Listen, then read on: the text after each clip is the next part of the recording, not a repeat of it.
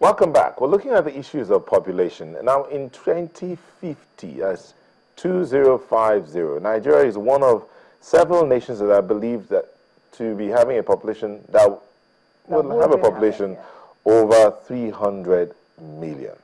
Now, first of all, as we speak, there's a confusion on the population of Nigeria.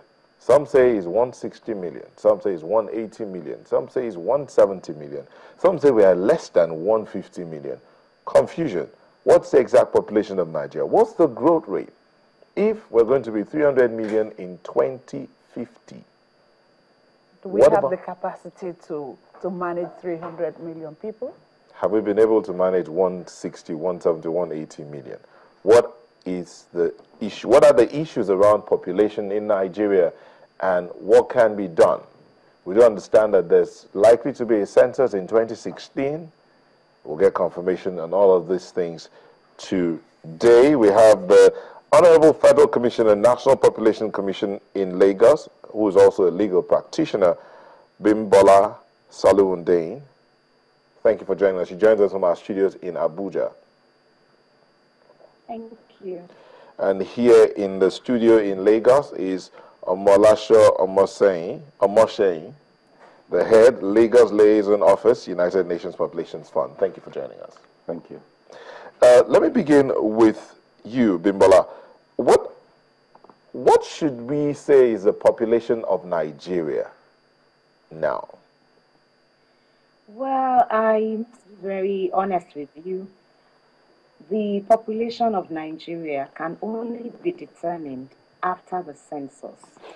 And that's why the National Population Commission is agitating for a biometric census, which will give us an almost near perfect population figures. As of now, the 2006 census, a lot of people had said a lot of things about it. And you also know that since then, population has increased.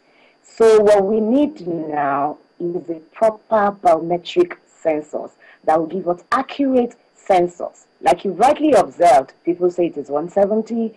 As that a few days ago, the United Nations report says it's about 182. So until we have a biometric census, which we hopefully can have in 2016, which is the next census year, according to United Nations projections and global work practice, that should be every 10 years. So if we have it, we'll be able to tell Nigerians how many really are Nigerians. Okay. Mr. Omoshe, the UN records say 182 million. But according to Bimbola, we can't tell exactly what our figure is until 2016. So how did the UN come by that figure? By what parameters did the UN get to 182 million? Well, the UN actually uses government figures, to do projections. And this data is subjected to quite a number of analysis. And using the records that are presented by the government, we're able to, estimate more or less what the population would be. Okay, and this latest figures or projections that Nigeria by 2050 will get up to 300. What is it that the UN is looking at and saying this is where we'll be at that time? Well, you see, the issue of population is not just about the figures. It's about making use of the figures to benefit the people.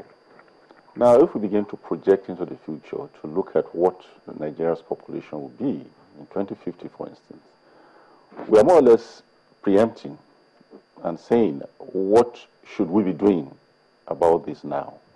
Is that figure going to be beneficial for Nigerians, or is it not going to be beneficial? In terms of the resources that are available to the 300 million people, well, the government should be worried.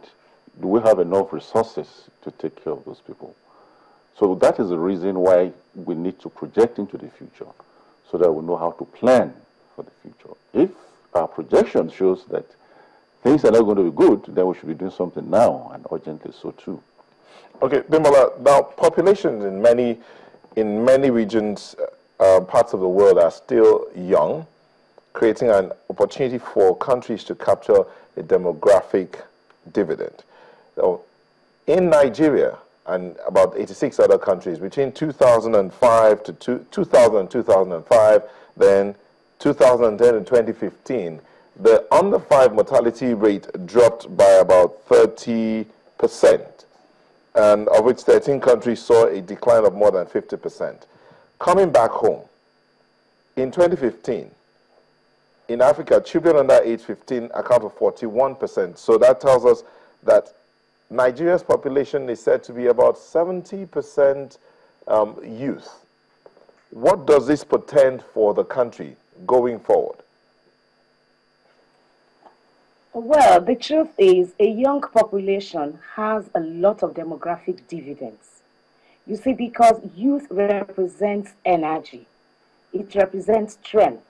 But you see, the strength has to be used properly. The government would have to create more job opportunities for the youth. We would have to give them greater awareness. It will bring in more investments. Our youth is a great advantage. Our youth population is a great advantage to Nigeria if we make good use of it. Because that means you have more people that can work to fend for others. You have more people that could think and bring in more investments. You can do a lot of things where you have a young population. And that is the advantage of it. It gives in a lot of demographic dividends. Okay, and what would be the drawbacks? For instance, you have a population of whether it's 170 or 180 million people, and you still find that poverty, so many people are still living below poverty line. Well, that's why I said that's why we need to have more job creation.